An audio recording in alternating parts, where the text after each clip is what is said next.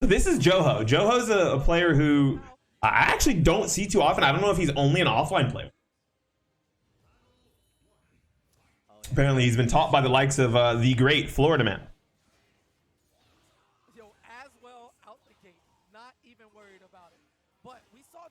Whoa, a lot of step control here. Johow's like starting off with step control. Look at that. He's starting off with step control super hard. Trying to condition him to stay in place because Maxi's verticals are super strong, right? His horizontals aren't that great. They're okay. They're pretty decent. But once you can condition, yeah, that's +5 on block. Once you can condition your opponent to have to sit there and actually block, you can start to run a lot of your bigger offense. He's not really using big offense in the way that most Maxis do, where he's like using a bunch of stance loops. He's using a big offense in the sense that his buttons are plus. So he's just using those to gain incremental advantage. Oh, you know, this was a sick call out, but too bad. Aswell has happy little accident button. Very, very unfortunate. Because this was a sick call out here, right? That's like the reverse order of what you expect from us Aswell players. They do the 1A into the 4A, but he actually did it backwards. Did it backwards. He tried to go for another 4A there. Ooh, nice roll around, Joe. Not willing to deal with any of it. I like that he immediately does the string, and then that time on block, I mean on hit, he just retreated. He just didn't do anything. A lot of Maxis after that will immediately loop or try to do an option. Oh, that was dirty, right? Because this is -12. I believe this move right here is -12. Yeah, right there. But at that range that Aswell's at, his -12 becomes, I mean, his button actually does not reach it. So he can use the auto GI. That was pretty dirty. That was some gnarly stuff. Oh, hits the low. That's actually not low profile. I would have never known. Just figured that out right now. Ooh. Yeah, assumes that a muscle buster is coming there, but instead uses it. Whoa. This is a 6 set of counterplay, right? This was a 6 set of counterplay. Right here, he assumes a low is coming. But BTD, even with the low health that he has here, still goes for the spear eye because he says, you know, if it hits, I get Oki, and this is pretty clean. But if it doesn't hit, well, I get another bar meter. I'm down 2 rounds, but maybe I can make something work, right? Maybe I can make something happen here. I'm a little confused why I didn't pick Shangwa, but whatever. Right now he's on Aswell, right? So in this situation here, Johow's like, well, I'm expecting either 1A or I'm expecting Muscle Buster, right? Because Muscle Buster is going to also put me into a bad Oki situation. And thinking clearly, they're both relatively punishable, right? So he goes for the jump attack, gets smoked, but doesn't want to deal with the ensuing mix-up because he assumes here that the mix-up is either going to be low or I guess, you know, reactable startup of the lightning, right? And he doesn't see the reactable startup of the lightning, so he goes wake up GI immediately. That was sick. There was no meter. There was not enough meter on the side of Aswell on BTD. I think BTD had already used up his soul charge fully. Oh, tries to backstep. He'd already used up his soul charge fully, so he couldn't actually RI back. Like he had to GI or step. Or I guess in that case, reverse ledge, which all 3 options get smoked by that. That's like one of those sick like checkmate situations once you put yourself in a situation where you have to deal with it. Oh, no punish though. You know, that's something that BTD did last game too. Not even against this player, against a different player, right? Waits for the run up block. Where is it? There it goes. Right, waits for the run up block, but Johow doesn't run up block until super late in the animation. So because of that, I guess he assumed that a button was coming. Instead blocked at the last second, no punish on it. So it's not the craziest thing in the world, but it does waste a whole lot of soul charge time. Oh, again, he really likes these wake up GIs. Yeah, he likes the wake up. Like if he doesn't see a break attack and he sees some sort of an animation, it looks like he's just going to go for wake up GI a lot. So round to round adaptation is something you always love to see. And we've seen a couple of there's the 9A. I think that's the first time he successfully attempted to loop, right? I shouldn't say successfully. I thought that was going to hit. Oops. I don't remember how that part went. That was one of the first times he's tried to loop like in neutral. Oh, catches him out of the air. That was sick. I like that, right? Goes for the first hit only of that low. I love this. I love this right here. After the 2A plus B. Also, reactable offline, by the way. Haha, smiley face. I like this. Goes for the first hit because the last time he did that full string and it was blocked, BTD actually punished it. This time, Nope, only doing the first hit, the big commitment high. But because he thought he was going to get a counter poke, and he was right. It was a good thing to do.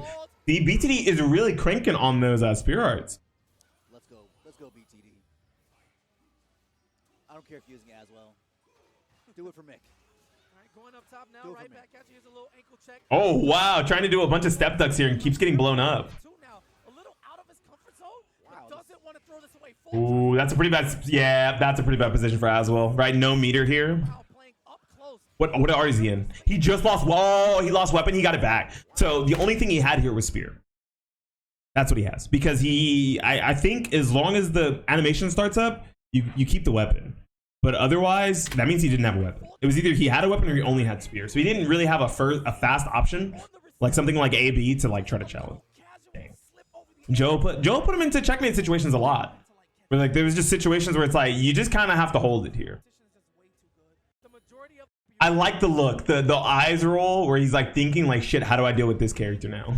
Because I think that Xianghua does significantly better against Dazzle. When everything is on the line, the majority of the time, people are going to go to what they know best. It's better to play something you're less comfortable. Oh, that was an interesting wall splat. Doesn't get anything off of it. Right? I would have just gone for 6 BB because at least it's the guaranteed damage. Now you're in a situation where, oh, getting poked out. Yeah. Nice. He doesn't like getting thrown. I think he uses those jump attacks as like an OS for throw and low, which is pretty cool. Not an OS, but like option coverage. I shouldn't say OS. Option coverage for both low and throw. That's pretty sick. Oh, nice. Yeah, that was the first. That was like one of the first like actual like low blocks he did. Yeah, there's another one. That wasn't just like immediate on wake up. It was like, yeah, I'm already in a blender. Let me just low block. Hey, he had him frozen. He had any mix up he wanted at that point. There's another one. But I think it was actually deduct the high again. Oh, no punish on it though. Yeah, he really likes those as GI baits. Hey, what up, Yodomo? Those jump Bs might start to get called out here. That's what it's looking like. Oh, does not fully commit, but he does have a huge life lead here. He doesn't really need to. Hey. See, and that's what I wanted draft to do. Unfortunately, we're in a new set where I'm not talking about the players of the past. That was a really nice whip punish by Johow. I think he set that up pretty well too, because he had been doing like a lot of run up block, and that's going to leave you in a situation where you're going to get mixed by that string by Xianghua. But that time, instead of doing run up block, he did run up sidestep.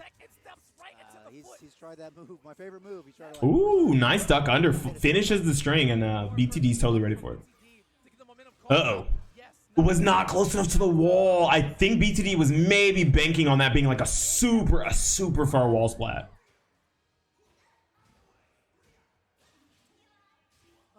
See, he's really digging those jump attacks, right? I think he'd rather take the small poke off of that high than deal with any potential mix-up. Oh, again, like I said, like BTD is starting to catch on to him doing run up block. So he's like, yeah, you do run up block or run up button, I'm just gonna launch you. But instead he does full run up sidestep. Jesus, Johow's crazy. His tempo and his timing is very odd. wow, my whole life flashed before my eyes when he whiffed. A lot of this is pretty clinical on the side of BTD, right? So there's not too much I have to explain going on with Xianghua. I think more AA would probably be lovely here, but BTD doesn't seem to be an AA gamer.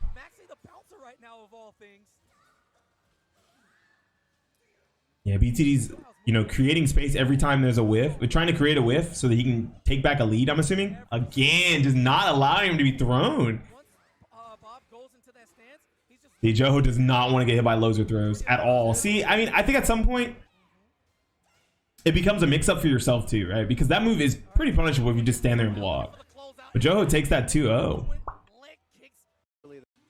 Right, and he dies with 2 bars a meter, which is the crazy part. Look how much life he had before this interaction.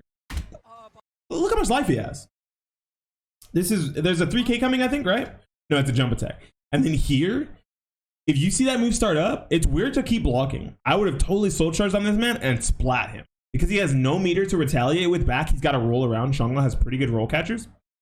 And then it's your turn. Like you get mixed, right? If he rolls, you get damage. If he doesn't roll when he gets up, you get mixed. And that's really nice. I think even if he stays on the ground, you get mixed. Secondly, of 6B or what is it?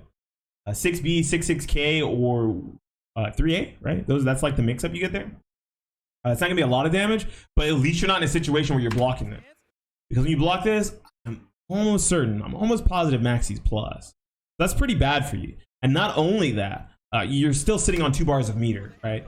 The advantage that he takes here is really nice. Really, really smart decisions he makes here, and then, you know, it just kind of flips away from him. He doesn't use any meter.